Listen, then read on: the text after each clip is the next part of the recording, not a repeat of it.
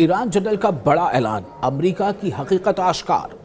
General Ali Mohammad ninety ने ताज़ा तरीन अमेरिकी फौजी पोजीशन को डराने धमकाने की एक रिसाइकिल शुदा और बदनाम करने वाली हकीकत अमली करार देते हुए इस बात पर जोर दिया है कि अमेरिका के पास मीडिया थेट्रिक्स और खोखली धमकियों के अलावा कुछ नया नहीं है।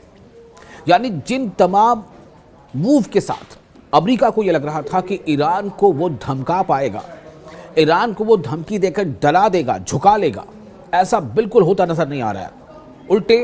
ईरान के जनरल ने यह कह दिया है कि तमाम जो ये हथकंडे हैं ये बहुत पुराने हो चुके और ये बिल्कुल खोखले दावे गीदड़ भपकी के अलावा कुछ भी नहीं है। जो